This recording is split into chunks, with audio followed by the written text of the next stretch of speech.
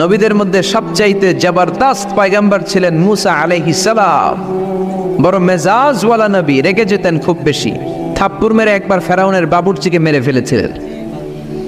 অনেক শক্তি আল্লাহ তাআলা তাকে গায়ে দিয়েছিল। তিনি একবার আল্লাহকে আবদার করে বসলেন, রব্বি আরিনি আনজুর ইলাইক। আল্লাহ, আপনি বলেছেন আপনারা দেখা যায় না, কিন্তু আমি দেখতে চাই। আমি কি করতে চাই? জোরে বলেন। আল্লাহ বললেন, লান তারানি, never you can see me, never you can see me. তুমি আমাকে দেখতে পাবে না, কারণ আমাকে দেখা যায় না। সাইয়েদনা মুসা বললেন, আমি দেখতে চাই। আল্লাহ বললেন, দেখা যায় না। মুসা বলে, দেখতে চাই। আল্লাহ বললেন, দেখা যায় না। মুসা আলাইহিস সালাম বললেন, কথা বলেন না কেন? আল্লাহ বললেন, মুসা বললেন, আল্লাহ বললেন। মুসা বলে দেখতে চাই, আল্লাহ বলে দেখা যায় না। কিন্তু সাইয়েদনা মুসা আলাইহিস সালাম ছেড়ে দেবার পাত্র নয়, হেরে যাবার পাত্র নয়, পিছু হটার পাত্র নয়। মনে যেটা উঠেছে আদায় করার পাত্র হলো মুসা, ঠিক কি না? উনি বললেন, রব্বি আরিনি আনজুর ইলাইক। আল্লাহ, আপনি আমারে দেখা দেন, আমি দেখতে চাই। আল্লাহ বললেন, লান তারানি, never you can see me. ওরে মুসা, এই বায়না ধরো না, আমারে তো দেখা যায় না। এই পৃথিবীর চামড়ার চক্ষু দিয়ে আমাকে দেখা যাবে না। মুসা বললেন, আমি দেখেই ছাড়ব। আল্লাহও বুঝাতে পারেন না, মুসাও ছাড়েন না। অবশেষে নবীর আবদার রব্বুল আলামিন শুনতে রাজি হলেন। আল্লাহ বললেন, মুসা, আগামীকাল অমুক সময়ে গোসল করে ওযু করে তুর পাহাড়ে চলে আসবা।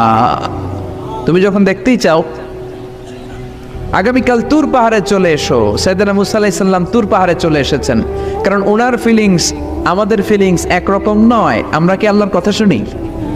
জোরে বলেন। কিন্তু ওয়া কাল্লামাল্লাহু মুসা তাকলিমা, উনি আল্লাহর কথা শুনতেন। তো ওনার চিন্তা হচ্ছে, যার কথাটা এত সুন্দর, না জানে উনি দেখতে কত। সুবহানাল্লাহ পড়বেন না? আল্লাহ বললেন, মুসা, আগামীকাল আসো, তুর পাহাড়ে আসো। সাইয়েদনা মুসা আলাইহিস সালাম তুর পাহাড়ের উপর চলে গেলেন। আল্লাহ বললেন, মুসা, এটা যেন তেন কোনো খেলা না। আবার তোমারে জিজ্ঞেস করতে চাই, আসলেই তুমি দেখতে চাও কিনা? মুসা আলাইহিস সালামের এক কথা, এক দাবি, দেখতে চাই। মুসা আলাইহিস সালাম এক পায়ে খাড়া। সাইয়েদনা মুসা বললেন, আমি রাজি। আল্লাহ বললেন, ওকে, তাহলে খেলা শুরু করে দিলাম। ও মুসা, তুমি দাঁড়িয়ে থাকো, খেলা এখন শুরু হয়ে যাবে।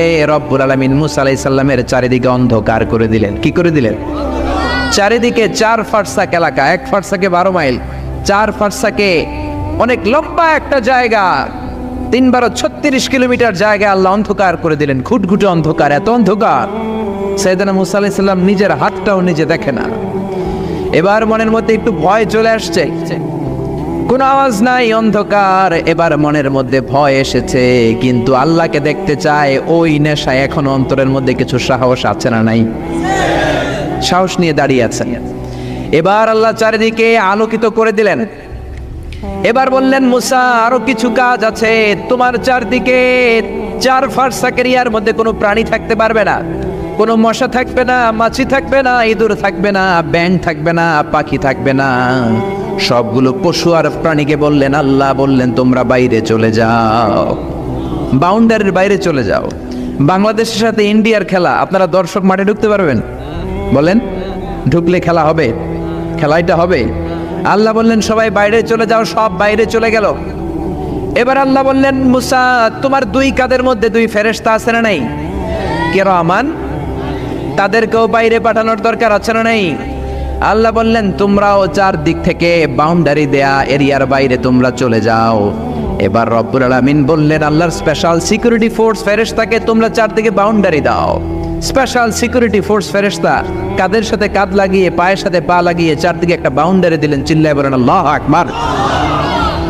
এবার সাইয়েদনা জিব্রাইলকে আল্লাহ বললেন, ও জিব্রাইল, তুমিও ঢোকার চেষ্টা করো না, তুমিও বাইরে চলে যাও। সুবহানাল্লাহ। সাইয়েদনা জিব্রাইল বলে, আল্লাহ, আমাকে তৈরির পর থেকে, আমাকে রূহ দেওয়ার পর থেকে আজ পর্যন্ত তোমারে আমি দেখি নাই। সিদরাতুল মুনতাহা হলো আমার লাস্ট বর্ডার। ওই বর্ডারে কান লাগিয়ে তুমি যা বলো শুনি, ওই কথাগুলো নবীদের কাছে পৌঁছে দেই, এটাই আমার ডিউটি। আজ পর্যন্ত আমিও তোমারে দেখি নাই, তোমার নূর এখনো দর্শন লাভ করি নাই, আমিও দেখতে চাই। আমার ভাই মুসার সাথে আমাকেও দেখতে দাও। আল্লাহ বললেন, no no, this game is between Musa and me. এটা মুসার সাথে আমার খেলা, তোমার তো খেলা নাই, ঠিক কি না? জিব্রাইল, তুমিও বাইরে চলে যাও। সাইয়েদনা জিব্রাইলও বাইরে চলে গেলেন। এবার একেবারে গ্রাউন্ড রেডি, স্টেডিয়াম রেডি, এবার খেলা হবে। খেলা কি হবে? জোরে বলেন, কি হবে? মুসা আলাইহিস সালাম আর বিশ্ব গভর্নমেন্ট, আল্লাহর সাথে খেলা। আল্লাহ বললেন, মুসা তুমি উপরের দিকে তাকাও। সাইয়েদনা মুসা আলাইহিস সালাম উপরের দিকে তাকালেন, দেখলেন প্রথম আকাশ দেখা যায়, তারপরে দ্বিতীয় আকাশ, তৃতীয় আকাশ, সব দেখতে আরম্ভ করলেন। প্রথম আকাশ, এটা বিশাল একটা area, it's a big space, we can't imagine.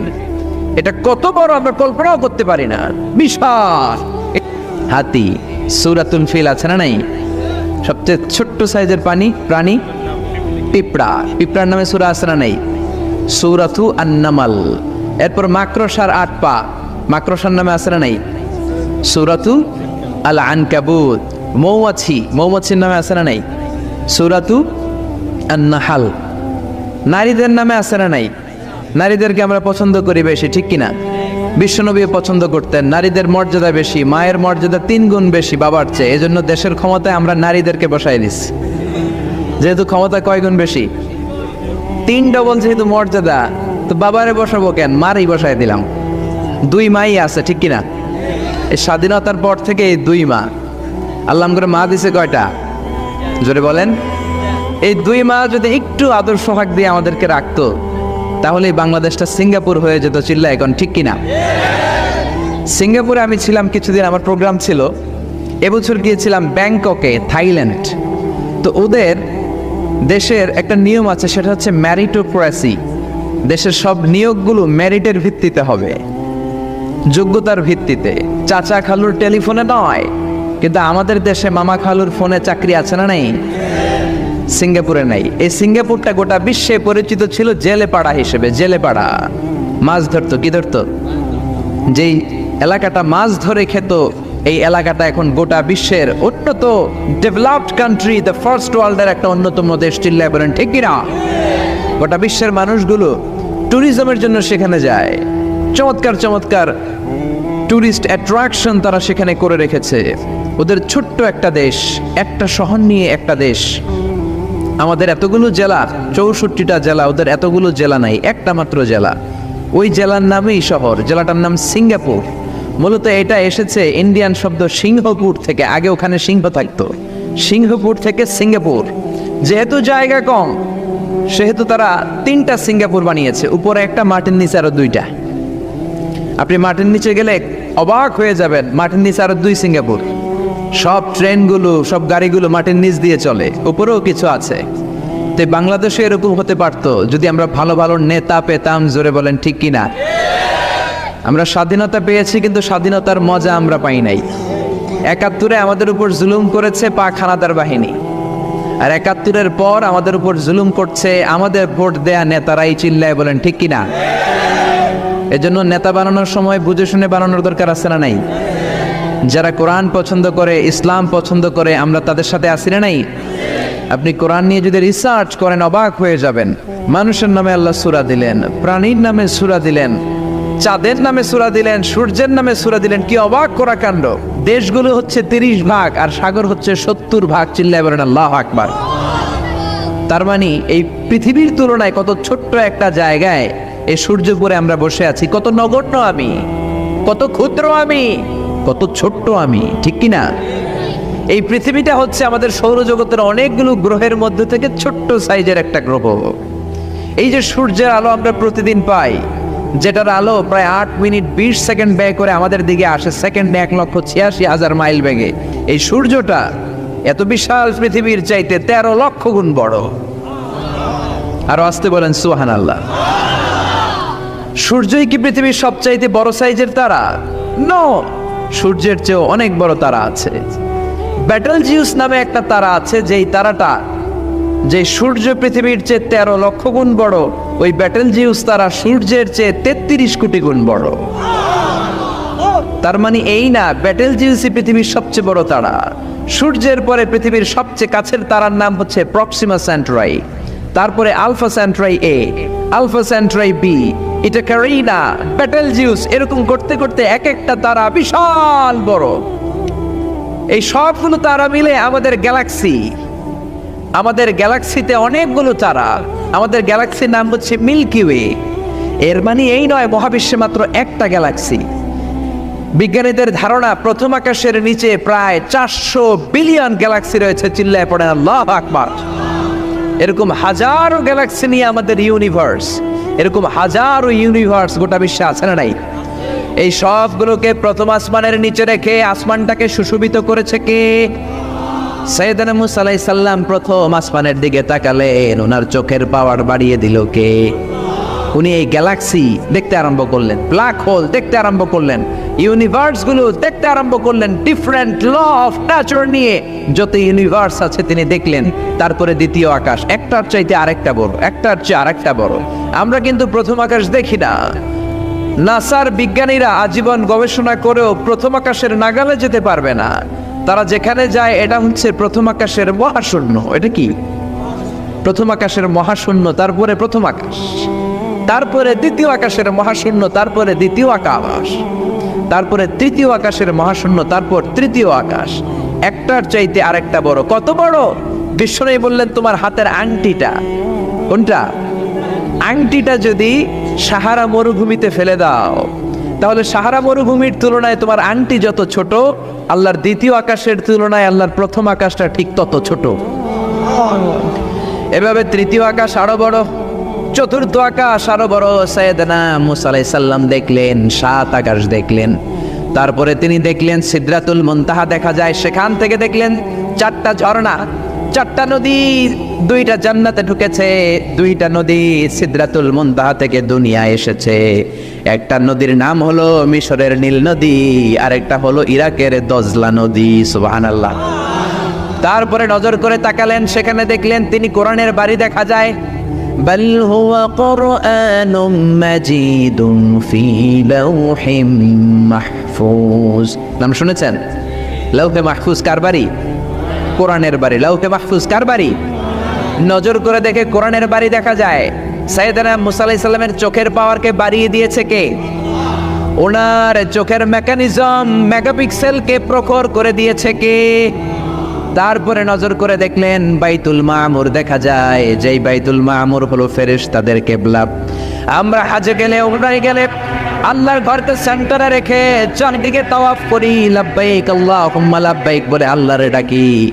ফেরেশতারা এই কাবার চারদিকে তাওয়াফ করে না, তাদের জন্য আরেকটা ঘর, আল্লাহর বানানো আরেকটা ঘর 7 আকাশের উপর আছে না নেই? সেটার নাম হচ্ছে আল বাইতুল মামুর। সব ফেরেশতারা সেখানে তাওয়াফ করে, একবার করে ঢুকে 70,000 জন। একবার যারা ঢুকার চান্স পায় কিয়ামত পর্যন্ত দ্বিতীয়বার চান্স তার কপালে জুটবে না। সুবহানাল্লাহ। তারপরে তিনি নজর করে দেখলেন আরশ দেখা যায়, কুরসি দেখা যায়। তারপরে নজর করে সাইয়েদনা মুসা আলাইহিস সালাম দেখলেন আল্লাহর 70,000 নূরের পর্দা দেখা যায়। 70,000 নূরের পর্দা দেখা যায়। সেখান থেকে আল্লাহ গায়বী আওয়াজ দিয়ে বললেন, মুসা লাস্ট ডেস্টিনেশনে চলে এসেছো, একেবারে ফাইনাল গেট। এই গেটের পরে আর ফিরে যাওয়ার কোনো জায়গা নাই। শেষবারের মতো জিজ্ঞেস করি, খেলা কি চলবে নাকি থামিয়ে দেব? সাইয়েদনা মুসা বলে চলবে। সাইয়েদনা মুসা বললেন কি চলবে? কি সাহস ওনার, কি শক্তি ওনার, কি মেধা ওনার, কি কিউরিসিটি ওনার, কি অদম্য আগ্রহ ওনার। উনি বললেন খেলা চলবে। এত দূর এসেছি, পিছনে ফিরে তাকানোর মানুষ আমি নই, ঠিক কি না?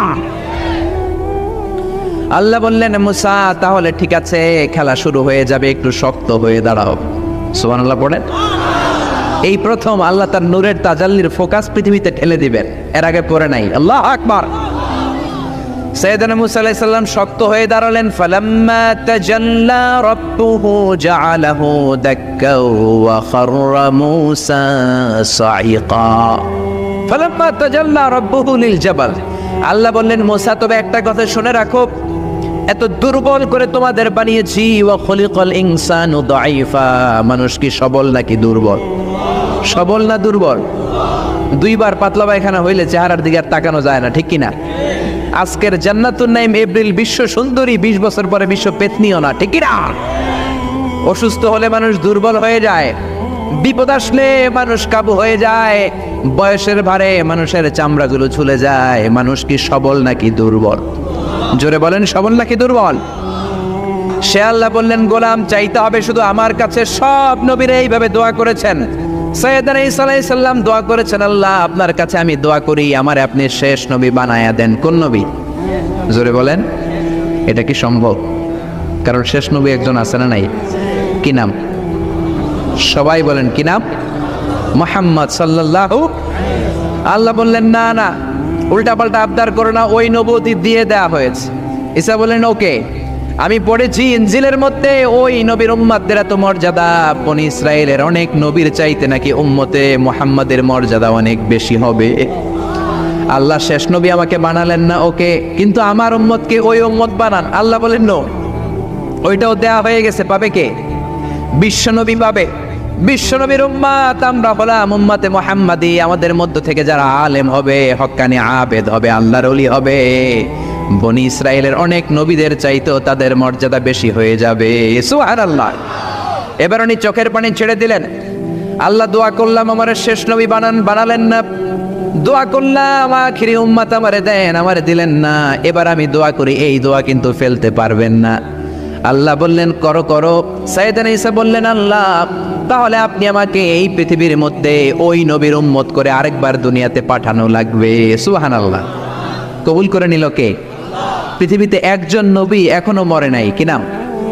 ঈসা আলাইহিস সালাম। উনি আসবেন ইমাম মাহাদির 7 বছর যখন হবে, তার গভর্নিং 7 বছর চলে যাওয়ার পরে আসবেন। ঈসা আলাইহিস সালাম যখন আসবেন, এসে দাজ্জালকে, অ্যান্টি ক্রাইস্টকে নিজ হাতে হত্যা করবেন। চিল্লায় বলেন ঠিক কিনা?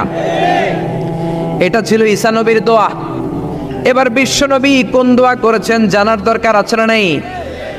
বিশ্বনবী বলেন, লিকুল্লি নবীন দাওয়াতুন মুস্তাজাবা। প্রত্যেক নবীর জন্য একটা করে দাওয়া মুস্তাজাবা আছে। আলেম যারা আছেন তারা বুঝবেন। দাওয়া মুস্তাজাবা মানে এমন দোয়া যেটা কবুল হয়ে যায়। দোয়া করলেই, কথা বলেন, দোয়া করলেই কবুল। এরকম দোয়া রব্বুল আলামিন সব নবীকে একটা একটা করে দিয়েছেন। ওই দোয়াটা করলেই সেকেন্ডের মধ্যেই কবুল করে দেয় কে? সব নবী ওই দোয়া দুনিয়াতেই করে ফেলেছে। বিশ্বনবী বললেন, লিকুল্লি নবীন দাওয়া মুস্তাজাবা। সব নবীর জন্য একটা স্পেশাল দোয়া আছে, দাও বিহা, যেই দোয়াটা নবীরা দুনিয়াতেই করে ফেলেছে। ওয়া ইন্নী আখতাবিউ দাওয়াতি শাফাআতান লি উম্মতি ইয়াউমাল কিয়ামাহ। আল্লাহু আকবার। আর আমি আমার দাওয়া মুস্তাজাবা স্পেশাল দোয়াটা এখনো করি নাই। আমার দোয়াটা এখনো আমি জমিয়ে রেখেছি। কিয়ামতের কঠিন ময়দানে আমার উম্মত যখন বিপদে পড়ে যাবে, আমার উম্মতের জান্নাতে যাওয়ার ব্যাপারে ঝামেলা লেগে যাবে, আল্লাহর অনুমতি ক্রমে শাফাত করে করে আমি আমার উম্মতদেরকে জান্নাতে ঢুকিয়ে দেব। তখন আমি ওই দোয়াটা করব।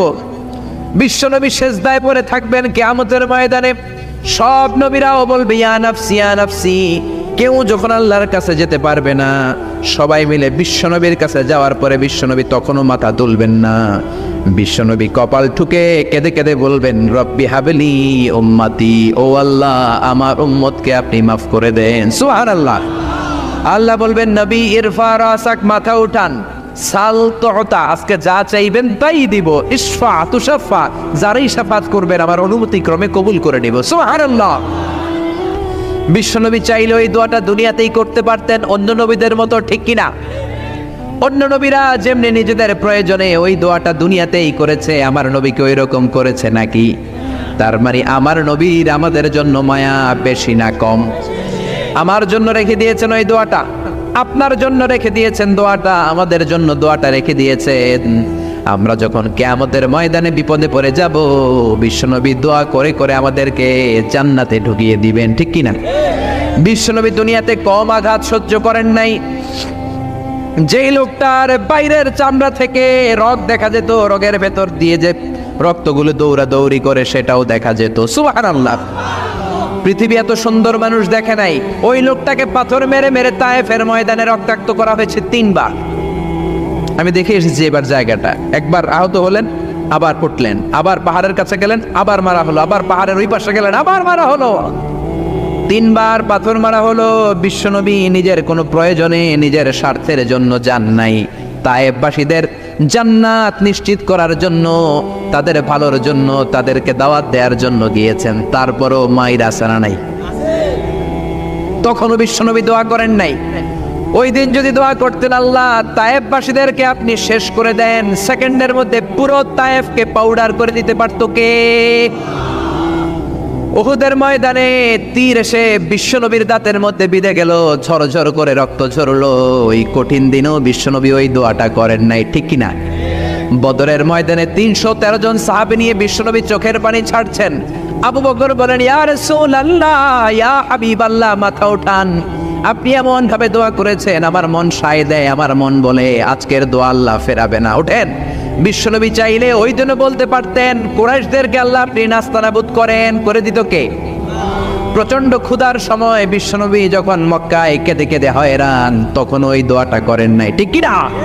3 বছর আত্মীয় স্বজন সহ শিয়াবে আবু তালেবে জেল খেটেছেন। কয় বছর?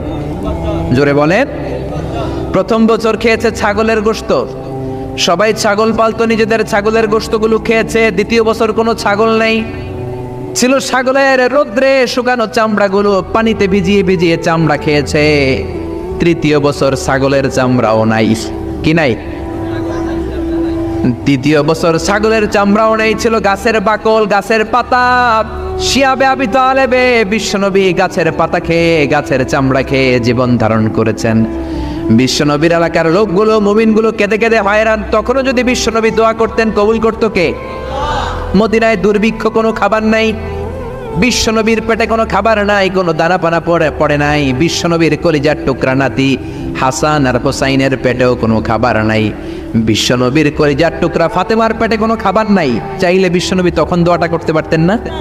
বিশ্বনবী মসজিদে নববীতে জোহরের নামাজ পড়ে হাসান হুসাইনকে দেখতে গেলেন, যে দেখে ফাতেমা রান্না করে। আসলে কি রান্না করে? চুলার মধ্যে পাতিল দিয়ে পানি গরম করে আর হাসান হুসাইনকে বুঝ দেয়, ঠিক কিনা? বিশ্বনবীর পায়ের আওয়াজ শুনে ঘুমন্ত হাসান আর হুসাইন জেগে গেল।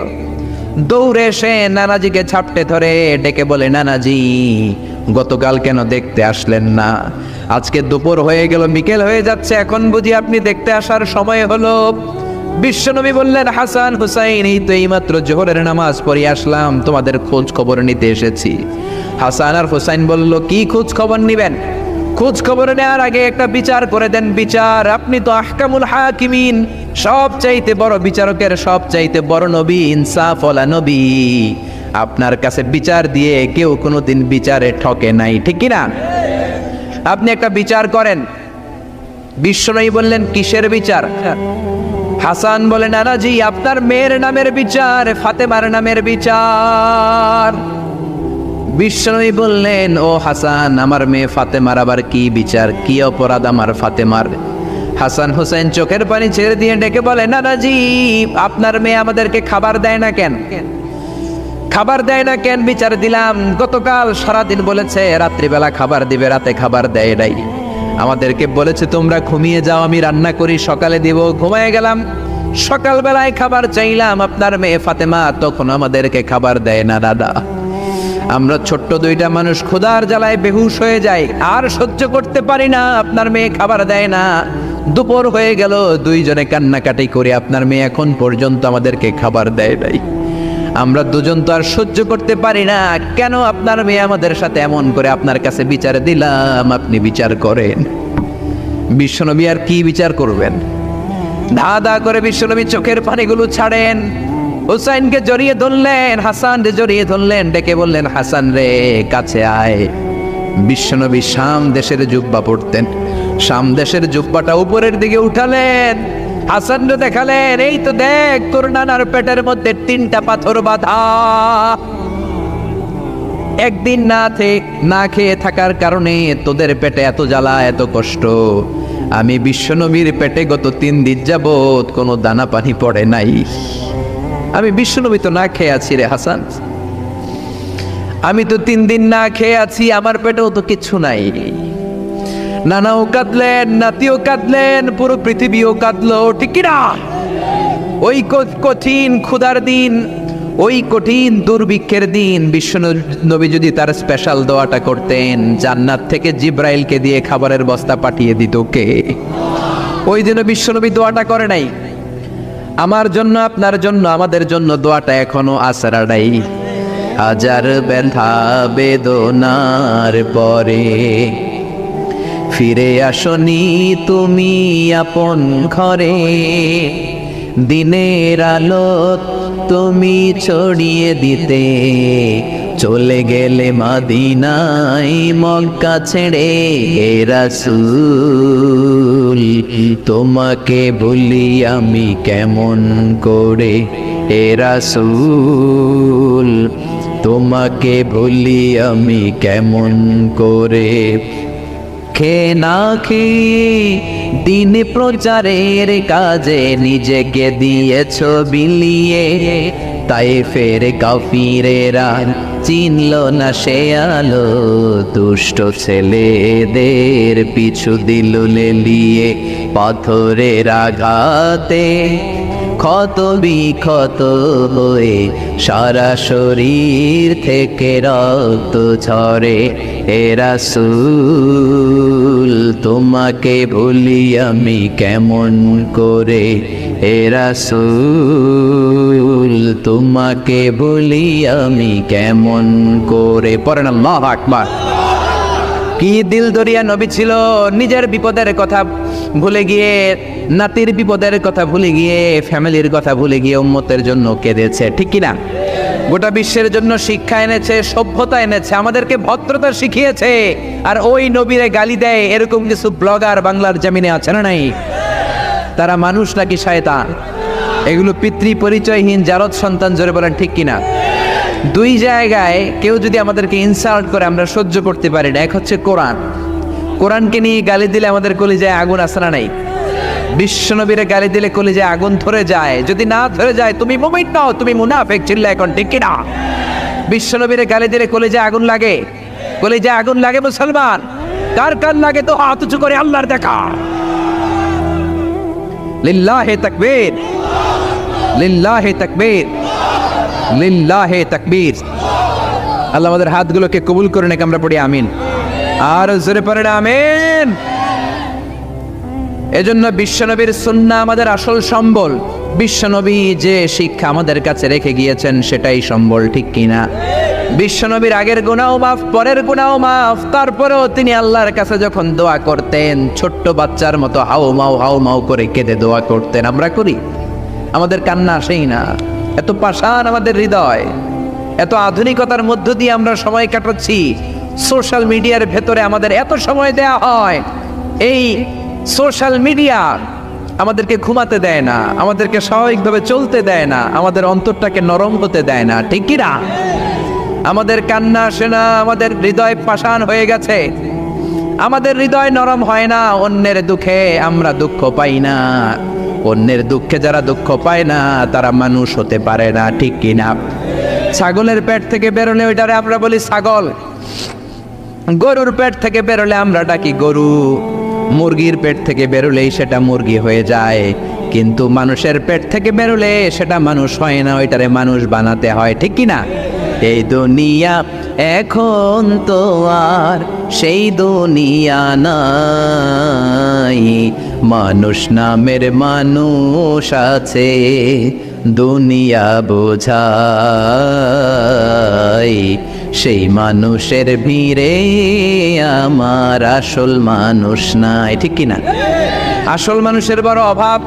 অন্যের দুঃখে কাঁদবে, অন্যের জ্বালা নিজের অন্তরেও জ্বালার সৃষ্টি করবে, সেই মানুষ আর নাই, ঠিক কিনা? বিশ্বনবীর আগের গুনাহ নাই, পরের গুনাহ নাই, তারপরেও মুনাজাতে হাউমাউ করে কাঁদতেন।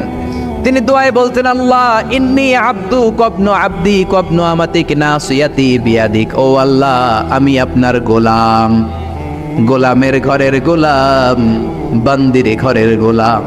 আল্লাহ আমি আপনার গোলাম, গোলামের ঘরের গোলাম, মানে আমার বাপ আব্দুল্লাহ আপনার গোলাম, আমরা গোলাম বংশের। সুবহানাল্লাহ। গোটা বিশ্বের শ্রেষ্ঠ মানুষটা নিজের গোলাম বলতে দ্বিধাবোধ করতো না, বলতো আমি আপনার গোলাম, গোলামের ঘরের গোলাম, বান্দির ঘরের গোলাম, নাসিয়াতি বিয়াদিক। আমার মাথার চুলের ছুটি আপনার হাতের মুঠোয়, আমার চুলের ছুটি আপনার হাতের মুঠোয়, গোলামের মতো যেখানেই টানবেন আমি ওখানেই যাব। আল্লাহু আকবার। এই ছিল বিশ্বনবীর বিনয়। নিজেকে গোলাম বলতে স্বাচ্ছন্দ্য বোধ করতেন, কোনোদিন জীবনে অহংকার করেন নাই। কোনোদিন বিশ্বনবী কারো সাথে মুসাফা করতে যে নিজে আগে হাত টানেন নাই, যতক্ষণ না ওই লোকটা তার হাত টেনে নিয়েছে। সুবহানাল্লাহ। আর বিশ্বনবীর হাত ছিল আলিয়ানু মিনাদ দিবাজ, বিশ্বনবীর হাত ছিল রেশমের কাপড়ের চেয়েও নরম। সিল্ক চিনেন? সিল্ক, সিল্কের কাপড়ের চেয়ে বিশ্বনবীর হাত ছিল নরম। এই নরম হাত মুসাফার মধ্যে যে একবার পাইতো কেউ ছাড়তে চাইতো না, ধরেই রাখতো। আর বিশ্বনবী নরম হৃদয়ের নবী, কেউ যদি না ছাড়ে বিশ্বনবীও ছাড়তেন না। সুবহানাল্লাহ। ওই নবী মোনাজাতে কাঁদতেন। এজন্য ভাইরা এই কথা বললেন না আল্লাহ আমার দোয়া শোনে না, আপনি দোয়ার মতো দোয়া করেন নাই, এজন্য শোনে নাই, ঠিক কি না? দোয়া কবুল হওয়ার রহস্য হচ্ছে চোখের পানি। বিশ্বনবী বললেন দুইটা চোখের পানি আল্লাহর কাছে সব চাইতে সেরা। এক হলো জিহাদের ময়দানে রক্তের ফোঁটা, দ্বিতীয় হলো আল্লাহর ভয়ে মোনাজাতের মধ্যে চোখ থেকে বেয়ে বেয়ে পড়া পানির ফোঁটা। আবার বিশ্বনবী বললেন অনুশোচনার চোখের পানি চোখ দিয়ে নাকের ডগা বেয়ে বেয়ে জমিনে পড়ার আগে ওই দোয়াটা কবুল করে নেয় কে? এজন্য চাওয়ার সময় নিজের ছোট করেন, বলবেন আল্লাহ আমি আপনার গোলাম, গোলামের ঘরের গোলাম, বান্দির ঘরের গোলাম, আমার চাইতে ক্ষুদ্র ছোট কেউ নাই, এমন কোনো গুনাহ নাই আমি করি নাই, তুমি ছাড়া আমারে পার করার কেউ নাই, ঠিক কি না? এরকম দোয়ার মধ্যে নিজেরে ছোট করে দেন, আপনার দোয়া কবুল করবে কে? এজন্য সব সময় চাইবে একজনের কাছে, তিনি কে? একদল আছে বা এক শ্রেণীর লোক আছে, রোগে যখন পড়ে তখন আল্লাহরে ডাকে, রোগ ভালো হয়ে যায় আল্লাহরে ভুলে যায়, আছে না নাই? নির্বাচনের আগে আল্লাহরে ডাকে, নির্বাচন শেষ আল্লাহরে ভুলে যায়, আছে না নাই? সমস্যায় পড়েছে আল্লাহরে ডাকে, সমস্যা নাই আল্লাহরে ভুলে যায়, আছে না নাই? এমন করা যাবে না, সব সময় ডাকবেন। তবে রব্বুল আলামিন বলেন স্পেশাল কিছু সময় আছে, ওই সময়ে দোয়া করলে দোয়া কবুল করে নেয় কে? তাহাজ্জুদের সময়। এই স্পেশাল দু একটা সময়ের কথা বলে আমরা দোয়া করব। দোয়া না নিয়ে আজকে কে কে চলে যাবেন হাত তুলে দেখান তো। থাকবেন সবাই? দোয়া করে যাবেন? অল্প 2-1 মিনিট কথা বলে আমি এখন দোয়ার দিকে যাব। ওয়াদা করেছেন বসে থাকবেন। ওয়াদার খেলাফ করা কি মুমিনের আলামত না মুনাফিকের? আমরা একসাথে দোয়া করে আজকে এখান থেকে বিদায় নিব। পড়েন ইনশাআল্লাহ। তাহাজ্জুদের সময় দোয়া করবেন। ওয়া মিনাল লাইলি ফাতাহাজ্জাদ বিহি নাফিলাতান লাকা আসা আইয়াবআসাকা রাব্বুকা মাকামাম মাহমুদা। তাহাজ্জুদের নামাজ পড়লে আপনার মর্যাদা বাড়ায় দিবে কে? এখন হুজুর আমরা তো ফজরই পড়ি না, তাহাজ্জুদ কখন পড়বো? তাহাজ্জুদ তো তাদের যারা ফজর পড়ে, ঠিক কি না? ফজরই তো পড়ে না, তাহাজ্জুদ কখন? ফজরের সময় মসজিদের বেহাল দশা। ফজরের সময় যত মসজিদে নামাজ পড়লাম খালি মুরব্বী চাচাদেরকে পাওয়া যায়, ইয়াং ছেলেরা নাই। ফজরের নামাজ মুরব্বীদের জন্য নয়, ফজরের নামাজ তোমাদের মতো ইয়াংস্টার যারা আছো তাদের জন্য, ঠিক কি না? ওয়াদা করো সূর্যপুরের মসজিদ গুলাতে যুবকরা যে ফজরের নামাজে মসজিদ ভরে দিবা, রাজি আছো? রাজি আছো যুবকেরা? এই যৌবন বয়সের ইবাদত আল্লাহর কাছে সবচাইতে প্রিয়। খেয়াল করে বোঝার চেষ্টা করো। যুবক বয়সে যদি গভর্নমেন্ট সার্ভিস করো, বার্ধক্যে উপনীত হলে পেনশন আছে না নাই? অনুরূপ ভাবে যুবক বয়সে যদি ইবাদত করো, বার্ধক্য অবস্থায় ইবাদত করতে না পারলেও পেনশনের হিসাবে তোমার আমলনামায় সওয়াব দিয়ে দিবে কে? এজন্য যুবক বয়সের ইবাদত আল্লাহর কাছে প্রিয়। মসজিদ তখন ধরে যখন আর কাজ করার সুযোগ নাই। মসজিদে তখন যায় যখন কেউ চাকরিতে নেয় না। মসজিদে তখন যায় যখন ঘরের কেউ তার সাথে কথা বলতে চায় না, মানে বয়স হয়ে গেছে 70। তখন দাড়ি রাখে যখন শেভ করতে গেলে হয় গাল কাটবে নয় ব্লেড ভাঙবে, ঠিক না? এজন্য যুবক বয়সে মসজিদে যাও। এখন তোমাদের রক্ত গরম, যা চাও তোমরা তাই করতে পারো। যেই মুরব্বী বাবাদের দাড়িগুলো পাকা হয়ে গিয়েছে তারাও তোমাদের মতো ওই বয়সটা পার করে এসেছে, ঠিক কি না? দুদিনের দুনিয়া, অল্প কয়েকটা বছরের ব্যবধানেই তোমার চুল পাকতে শুরু করবে। তোমার এই রক্ত গরম শরীরটাও ঠান্ডা হয়ে যাবে। তোমার আশেপাশে আর কেউ ঘুরবে না, কেউ তোমারে ডাকবে না, কেউ তোমারে গুনবে না। চিল্লায় বলেন ঠিক কি না? এজন্য কিয়ামতের দিন বিশ্বনবী বলেন বনি আদম 5টা প্রশ্নের উত্তর না দিয়ে কেউ পা নাড়াতে পারবে না। এর মধ্যে একটা প্রশ্ন হলো যৌবন বয়সটা তুমি কেমন কাজে লাগিয়েছো? যৌবন বয়সে কি ইসলামের পক্ষে স্লোগান দিয়েছো নাকি রাম আর বামপন্থীদের দলে গিয়েছো, ঠিক কি না? যৌবন বয়সে কি তাফসির মাহফিলে গিয়েছো নাকি মমতাজের গানের কনসার্টে গিয়েছো? যৌবন অবস্থায় তুমি কি কোরআনের অর্থ পড়েছো, ইসলামী সাহিত্য পড়েছো নাকি চটি বই পড়েছো, ঠিক কি না? পাই টু পাই কিয়ামতের দিন জিজ্ঞেস করবে কে? চিল্লায় বলেন কে? এজন্য তাহাজ্জুদের অভ্যাস করেন। যারা তাহাজ্জুদ পড়ে তাদের চেহারায় একটা আলাদা গ্লেস আছে। লোকটা কালো হলেও, যদি কালো রঙের লোকও হয়, একটা গ্লেস আছে। আমার অনেক কালো বন্ধু আছে। আমি মিশরে পড়েছি, students of more than 100 nationalities, we use to study, stay and dwell in the same place. 100টারও বেশি দেশের ছাত্র থাকতাম। আমার অনেক আফ্রিকান বন্ধু ছিল, কুচকুচে কালো, তেল তেলে, কিন্তু কালো হলেও চেহারা একটা সৌন্দর্য আছে না নাই? এজন্য কালো মানুষও যদি তাহাজ্জুদ পড়ে চেহারায় নূর বাড়িয়ে দিবে কে? 2 নম্বরে হলো আযান আর ইকামতের মাঝখানে যদি দোয়া করে, ওই দোয়া কবুল করে কে? এটা অনেকে জানে না। আযান দিয়েছে, মসজিদে গিয়েছে, সুন্নত নামাজ পড়ে বসে আছে, কখন ইকামত হবে, আরো 5 মিনিট বাকি, মাথা চুলকায়, আছে না নাই? মোবাইল টেপাটেপি করে, ফেসবুকিং করে, ঘড়ির দিকে তাকায় আছে, ঘড়ির কাঁটাও ঘুরে, ওর মাথাও ঘুরে, আছে না নাই? তো বসে থাকবা কেন তুমি? 5 মিনিট সময় আছে, চাইতে হবে কার কাছে? বাজারে যাওয়ার সময় যেমনি আপনি লিস্ট করে নিয়ে যান, এটা লাগবে ওটা লাগবে, মসজিদে যাওয়ার সময় মোবাইলের টুকি নিয়ে যান, কাগজের টুকি নিয়ে যান। আল্লাহ আমার সুন্দরী বউ লাগবে, বউ দাও, দিবে কে? এই বেটা, দিবে কে? নেককার বিবি লাগবে, দিবে কে? গোল্ডেন এ প্লাস পেতে চাই, দিবে কে? উমরা করতে চাই, পাসপোর্টে ভিসা লাগে না, ভিসা করে দিবে কে? দুরারোগ্য ব্যাধি, অনেক ওষুধ খেলাম, অনেক দেশে গেলাম, কোনো ডাক্তার ভালো করতে পারে না, কিন্তু ডাক্তারেরও বড় ডাক্তার আছে না নাই? কেউ যেটা পারে না, পারে কে? আযান ইকামতের মাঝখানে দোয়া আল্লাহ ফেরায় না। হাদিস এসেছে, দুআউ লা ইরাদ্দু বাইনাল আযানি ওয়াল ইকামা। আযান এবং ইকামতের মাঝখানের সময়টাতে দোয়া করবেন। তারপরে বিশ্বনবী বললেন, দুবুরাস সালাওয়াতিল মাকতুবা, ফরজ নামাজের পরে দোয়া করলে কবুল করে কে? আমাদের দেশে আসসালামু আলাইকুম রাহমাতুল্লাহ, আসসালামু আলাইকুম, আমিন ইয়া আরহামার রাহিমিন, আছে না নাই? এই দোয়া বিশ্বনবী এইভাবে দোয়া করতেন না। বিশ্বনবী সালাম ফেরানোর পরে পড়তেন আল্লাহু আকবার। কি পড়তেন? নামাজ শুরু আল্লাহু আকবার দিয়ে, শেষও আল্লাহু আকবার দিয়ে। তারপরে সাহাবীদের দিকে ফিরে বসতেন। আমাদের দেশে শুধু ফজরের নামাজ আর আসরের নামাজ, এই 2 ওয়াক্তে ইমাম সাহেব ফিরে বসে, ঠিক কিনা? তো সুন্নাহ হচ্ছে 5 ওয়াক্ত নামাজেই ইমাম সাহেব মুসল্লিদের দিকে ফিরে বসবে। এরপরে বিশ্বনবী পড়তেন 3 বার আস্তাগফিরুল্লাহ, আস্তাগফিরুল্লাহ, আস্তাগফিরুল্লাহ। তারপরে বিশ্বনবী পড়তেন আল্লাহুম্মা আনতাস সালাম ওয়া মিনকাস সালাম, এই দোয়াটা। এরপরে পড়তেন রাদিতু বিল্লাহি রাব্বা, এই দোয়া। এরপরে পড়তেন আল্লাহুম্মা লা মানিআ লিমা আ'তাইতা ওয়া লা মু'তিয়া লিমা মানা'তা ওয়া লা ইয়ানফা'ু যাল জাদ্দি মিনকাল জাদ। তারপরে আয়াতুল কুরসি পড়তেন। তারপরে বিশ্বনবী 33 বার সুবহানাল্লাহ, 33 বার আলহামদুলিল্লাহ, 33 বার আল্লাহু আকবার, আছে না নাই? এই তাসবিহগুলো আগে আপনি পড়বেন ঠান্ডা মাথায়। এরপরে যদি দোয়া করতে মনে চায়, সম্মিলিত মনে চায় করেন, একা একা মনে চায় করেন, বা হাত তোলা ছাড়া এমনি মুখে করেন, সমস্যা নাই, কিন্তু আগে তাসবিহগুলো পড়তে হবে। চিল্লায় বলে ঠিক না? এই তাসবির সুন্নাত নাই। মানুষগুলো এত অস্থির, সালামের পরে কখন বেরোবে, কখন বেরোবে, মনে হয় পাবলিক টয়লেটে ঢুকছে, ঠিক না? পাবলিক টয়লেট হচ্ছে এমন জায়গা যে পাবলিক টয়লেটের ভিতরে আছে, ও বের হওয়ার জন্য ছটফট করে, আর যে বাইরে সিরিয়াল ধরে আছে, ও ঢোকার জন্য ছটফট করে, ঠিক কিনা? মনে হয় পাবলিক টয়লেটে এসেছে, মসজিদে ঢুকেছ, আল্লাহুম্মা বলে তুমি ঢুকে গেলা আল্লাহর নাম নিয়ে। যখন মসজিদে ঢুকে গেলা, তোমার মাথার উপরে রহমত ঢালছে কে? মসজিদ হচ্ছে রহমতের জায়গা। সালাম ফেরানোর পরে তাসবিহ পড়েন, তারপরে আপনি দোয়া করেন। এজন্য সালাম ফেরানোর পরে দোয়া কবুল করে কে? এরপরে বিশ্বনবী বললেন ইনদা নুজুলিল মাতার, আকাশ থেকে যখন বৃষ্টি নামে, ওই বৃষ্টি নামার সময় যদি দোয়া করেন, দোয়া কবুল করে কে?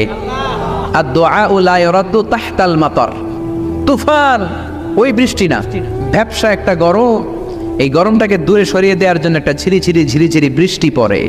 ওই বৃষ্টির নিচে দাঁড়িয়ে বৃষ্টির পানি নিয়ে দোয়া করলে কবুল করে কে?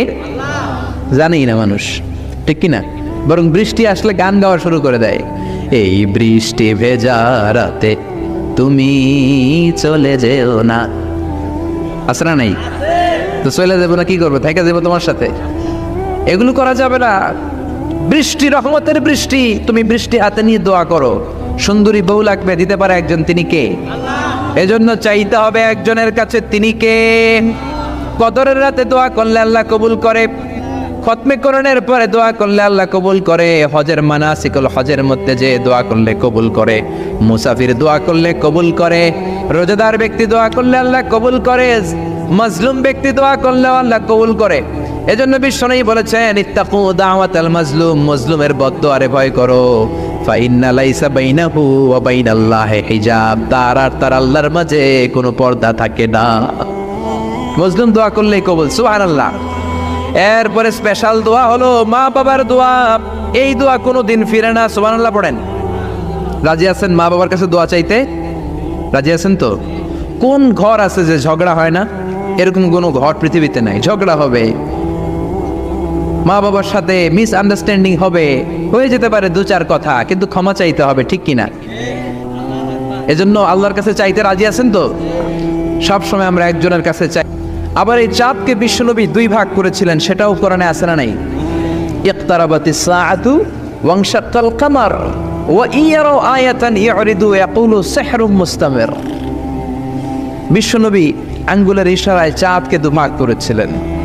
মক্কার কুরাইশরা এসে বলল, আব্দুল্লাহর বেটা মুহাম্মদ, তুমি যদি আকাশের পূর্ণিমার জ্বলজ্বলে চাঁদকে দুই ভাগ করে দেখাতে পারো তাহলে বিশ্বাস করব যে তুমি নবী, আর যদি দেখাতে না পারো তাহলে তুমি নবী নও। বিশ্বনবী গ্রিন সিগন্যালের জন্য উপরে তাকালেন, কারণ বিশ্বনবী মন গড়া কিছু বলতেন না, উপর থেকে সিগন্যাল আসলে তারপরেই বলতেন। চিল্লায় বলেন ঠিক কিনা? বিশ্বনবী গ্রিন সিগন্যাল পেলেন, বিশ্বনবী বললেন অবশ্যই আমি দেখাতে পারবো। শাহাদাত আঙ্গুলি বলি আমরা এটাকে, কিন্তু আরবিতে এটাকে বলা হয় আস-সাব্বাবা। এই সাব্বাবা তুলে উনি বিসমিল্লাহি আল্লাহু আকবার এরকম করলেন, পূর্ণিমার চাঁদটাকে ফেটে দুই ভাগ করে দিল কে? একটা চলে গেল জাবালে আবু কুবাইস, সাফা পাহাড়ের উপরে যে অংশটা। জাবালে আবু কুবাইস আউয়ালু জাবাল ফিল আলাম, পৃথিবীর প্রথম পাহাড়। এই পাহাড় থেকেই অন্যান্য মাউন্টেন রেঞ্জ, এই যে আলাস্কা পর্বতমালা, তারপর মাউন্ট এভারেস্ট, আউটস পর্বতমালা, তারপর তুরে সাইনা, এই যে সিলসিলাতুল জিবাল, এই সব পাহাড়ি রেঞ্জগুলো এই আবু কুবাইস থেকে গোটা বিশ্বে ছড়িয়ে দিয়েছে কে? চাঁদের এক খণ্ড চলে গেল আবু কুবাইসে, আরেক খণ্ড চলে গেল জাবাল কাআনের ভেতরে। মক্কার লোকেরা দেখে তো অবাক, কি আজীব তামাশা, চাঁদকে দুই ভাগ করে ফেললো, আবার এই চাঁদকে মিলিয়ে দিল। বিশ্বনবীর এই চমৎকার মুআজিজা দেখে হাজার হাজার মক্কার লোকেরা কালিমা পড়ে মুসলমান হয়ে গেল। এই চাঁদের মধ্যে প্রথমে নেমেছিল নীল আর্মস্ট্রং। কি নাম? মহাকাশে যাওয়ার আগে তার আগে কুকুর পাঠিয়েছিল একটা, নাম হচ্ছে কি? লাইকা। লাইকা নামে একটা কুকুর পাঠিয়েছে, যে মরলে আগে কুত্তায় মরুক, আমরা বেঁচে থাকি, ঠিক কিনা? নাসার বিজ্ঞানীরা আগে কুকুর পাঠিয়েছে, পাঠানোর পরে দেখেন আসে বেঁচে থাকে না, কারণ আপনি মাধ্যাকর্ষণ শক্তির বাইরে গেলে ওখানে কোনো বাতাস নাই, ওখানে কোনো আওয়াজ নাই, ওখানে কোনো অক্সিজেন নাই, বাঁচার পরিবেশও নাই। চিল্লায় বলেন ঠিক কিনা? তারপর গেল ভ্যালেন্টিনা তেরেস্কোভা, প্রথম নভোচারী। এদের সাহসের এই ধারাবাহিকতায় 1969-এ অ্যাপোলো 11 নামে একটা স্পেস শাটল দিয়ে নাসার সেই স্টেশন থেকে নীল আর্মস্ট্রং, এডউইন অলড্রিন আর মাইকেল কলিন্স তিন বন্ধু মিলে একটা স্পেস শাটল দিয়ে চলে গেল চাঁদে। চাঁদে তারা নামলো, দীর্ঘ সফর, প্রচন্ড ক্ষুধা, খাওয়ার কিছু নাই, পকেটে ছিল চকলেট, চকলেট তারা খেলো। ইউনাইটেড স্টেটস অফ আমেরিকার পতাকা তারা সেখানে গেড়ে দিল। নীল আর্মস্ট্রং খেয়াল করে দেখে চাঁদের এই মাথা থেকে ওই মাথার মাঝখানটাতে ফাটা। ফাটিয়েছে কে? চিল্লায় বলেন কে? সে পরবর্তীতে পৃথিবীতে এসে বিশ্বনবীর বায়োগ্রাফি পড়ে জানতে পেরেছে এটা বিশ্বনবী আঙ্গুলের ইশারায় ফাটিয়েছিলেন। পড়েন আল্লাহু আকবার। আবার চাঁদের মধ্যে সে একটা মিউজিক শুনতে পেল। কি শুনতে পেল? চমৎকার একটা মিউজিক, কিন্তু পৃথিবীতে এসে কোথাও এই মিউজিক সে পায় না, কোথাও এই মিউজিকের ক্যাসেট অ্যালবাম খুঁজে পায় না। পরে আমেরিকার একটা প্রেয়ার হলের পাশ দিয়ে সে হেঁটে যাচ্ছে, হঠাৎ দেখে ওই মসজিদের ভেতর থেকে ওই মিউজিকটা বাজে যেটা সে চাঁদে শুনেছে। মসজিদে ঢুকে দেখে একজন লোক কানের মধ্যে দুই হাত দিয়ে এই মিউজিকটা বাজায়। আসলে এটা কি মিউজিক না আজান? চিল্লায় বলেন মিউজিক না আজান? সে ভিতরে ঢুকে মুয়াজ্জিনরে বলে, তুমি এত বড় সিঙ্গার, এত বড় মিউজিশিয়ান, তোমার গান, তোমার মিউজিক চাঁদেও বাজে, কি এটা? সে বলল, এটা গান নয়, এটা মিউজিক নয়, এটা হচ্ছে আজান। চিল্লায় বলেন ঠিক কিনা? সে আজানের ধ্বনি আজও আছে না নাই? কিন্তু এক দলের আজানের ধ্বনি ভালো লাগে না, এরকমও আছে না নাই? কোরআন ভাল লাগে না, আছে না নাই? ইসলাম ভাল লাগে না, আছে না নাই? বিশ্বনবীকে গালি দেয়, এরকম আছে না নাই? বিশ্বনবী গোটা বিশ্বকে শিখিয়েছে সভ্যতা, সংস্কৃতি, সিভিলাইজেশন। এই মহান মানুষটিকে যারা গালি দেয় এরা মানুষ নয়, এরা পশু, এরা পিতৃ পরিচয়হীন জারদ সন্তান। চিল্লায় বলে ঠিক কিনা? আপনি ব্রিটিশ মিউজিয়ামে যদি ঢুকেন দেখবেন সাদা পাথরের ফলকে লেখা as a father, as a teacher, as a law giver, as a law maker, as a reformer of the society, Muhammad is the superman of the world. চিল্লায় বলেন আল্লাহু আকবার। স্বামী হিসেবে, পিতা হিসেবে, নেতা হিসেবে, সমাজ সংস্কারক হিসেবে মুহাম্মদ হচ্ছে এই পৃথিবীর একজন সুপারম্যান। এজন্য বিশ্বনবীকে যারা গালি দেয় এরা মানুষের কাতারে পড়তে পারে না। চিল্লায় বলেন ঠিক কিনা? আল্লাহ এদেরকে হেদায়েত দান করুক। আমরা পড়ি আমিন। আর জোরে পড়েন আমিন। আমি সূরাতুল বাকারার 186 নম্বর আয়াত তেলাওয়াত করেছি। আল্লাহ সেখানে বলছেন, ওয়া ইযা সাআলাকা ইবাদি আন্নী ফাইন্নী করিব। ও নবী, আমার বান্দারা যখন আমার ব্যাপারে জিজ্ঞেস করে যে আমি কোথায়, আপনি বলে দেন ফাইন্নী করিব, নিশ্চয়ই আমি কাছে। আল্লাহ কি কাছে না দূরে? আল্লাহ যদি তৌফিক এনায়েত করেন শেষ পর্যন্ত এই আয়াতের আলোকে আপনাদের সাথে কি করে আল্লাহকে ডাকতে হয়, কেমন করে প্রার্থনা করতে হয়, কেমন করে মুনাজাত করতে হয়, সে বিষয়ে কিছু কথা শেয়ার করব ইনশাআল্লাহ। সবাই পড়েন ইনশাআল্লাহ। ওয়া ইযা সাআলাকা ইবাদি, যখন বান্দারা জিজ্ঞেস করে আপনাকে আমার ব্যাপারে, আন্নি ফাইন্নী করিব, আপনি বলে দেন নিশ্চয়ই আমি কাছে। বোঝা গেল আল্লাহ আমাদের কাছে। চিৎকার করে বলেন আল্লাহ কাছে না দূরে? কাছে না দূরে? ওয়া নাহনু আকরাবু ইলাইহি মিন হাবলিল ওয়ারিদ। আল্লাহ বলছেন হাবলুল ওয়ারিদ, তোমার ঘাড়ের যে রগ আছে এই রগের চেয়েও বেশি কাছে। তুমি তোমার যত কাছে তোমার রব তার চাইতেও তোমার বেশি কাছে, ঠিক কি না? এখন এই যে হুজুর আমার কাছে, হুজুরকে দেখা যায় কি যায় না? উনি আমার কাছে, দেখা যায় কি যায় না? আল্লাহ বললেন আমি তোমাদের কাছে, কিন্তু আল্লাহকে কি দেখা যায়? জোরে বলেন। এখন কাছে হলে তো দেখা যাওয়া উচিত ছিল, ঠিক কি না? কিন্তু আল্লাহকে দেখা যায় না। দেখা যায়? কেউ দেখেছেন? পিছনের কেউ দেখেছেন? কেউ আমরা দেখি নাই। লা তুদরিকুল আবসার ওয়া হুয়া ইউদরিকুল আবসার ওয়া হুয়াল লাতীফুল খাবীর। তাকে দেখা যায় না, তাকে ধরা যায় না, তাকে ছোঁয়া যায় না, তাকে না দেখে বিশ্বাস করে নিতে হয়। চিল্লায় বলেন ঠিক কি না? কেমন করে আপনি তাকে দেখবেন? আপনি তো নিজেকেই দেখেন নাই। আপনি কি আপনার নিজেকে দেখেছেন? আচ্ছা বলেন তো, আপনি কি আপনার চোখ দেখেন আয়নার সাহায্য ছাড়া? এই যে আমি এখন বসে আছি, আমি কি আমার চোখ দেখতে পাই আয়না ছাড়া? আপনারা আমার চোখ দেখতে পান, আমি আপনার চোখ দেখতে পাই, কিন্তু আমরা কি আমাদের চোখ দেখতে পাই? আমরা কি আমাদের পিঠ দেখতে পাই? আয়নার সাহায্য ছাড়া কি পিঠ দেখেছেন? আয়নার সাহায্য নিয়েও তো পিঠ দেখা অনেক কঠিন, ঠিক কিনা? তো আপনি নিজেকেই দেখেন নাই ঠিক মতো, আর নিজের স্রষ্টাকে দুনিয়াতে বসেই দেখতে চান, এটা অসম্ভব। পৃথিবীতে বসে আল্লাহকে দেখা যায় না। আল্লাহকে দেখতে হলে জান্নাতে যাওয়ার দরকার আছে না নাই? এজন্য রব্বুল আলামিন বলেন, গোলাম আমারে দেখা যায় না, আমারে না দেখে বিশ্বাস করতে হয়, কিন্তু দেখা না গেলেও আমি কাছে না দূরে। কাছে না দূরে?